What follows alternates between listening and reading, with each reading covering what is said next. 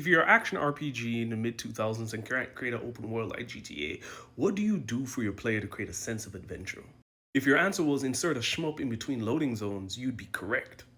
It is funny, both a Western RPG and a JRPG both use this as their tactic to fill up the game space. Jade Empire has these 2D shmup sections in between large areas that feel more akin to like late 80s arcade style joints. And then Kingdom Hearts has the Gummy Ship, which is basically like mid 90s Star Fox, mid 90s Panzer Dragoon kind of location traveling. So it's curious to figure out why these styles of RPGs, both of them, decide that this is a solution that they want to make. In addition to being economical, I wonder if they're trying to avoid what happens with open worlds now, where people complain that there's nothing around, it's a little bit empty. And for non-Skyrim, Oblivion games of the time, some games got that criticism. I'm thinking mainly of some of the early Twilight Princess conversations about the overworld. And so rather than have an overworld that would get some of these critiques, it's throw that out and fit this in.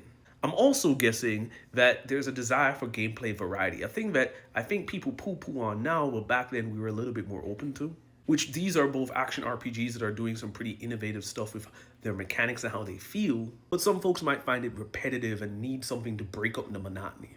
And beyond this just being kind of an interesting thing for me to notice, considering the same generation and two styles of RPGs doing this, I'm most curious about the damaging effect that might have had. Which I mean, do people look down on shmups because they grew up in the mid 2000s feeling like everything post Star Fox was just a minigame?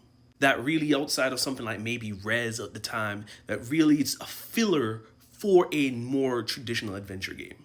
And let me make it clear, what I'm trying to say is that if you're treating shmup design as a side course to your main design, you're not necessarily going to have the highest design chops for it as a minigame. But if it's your premier genre, if it's what you're trying to do as your core, your design chops are going to be different. It's just a hypothesis about the way we talk about rail shooters now and whether or not these RPGs played a role in discouraging or altering people's perception because they were filler content for an open world at that time. Let me know if I'm tripping.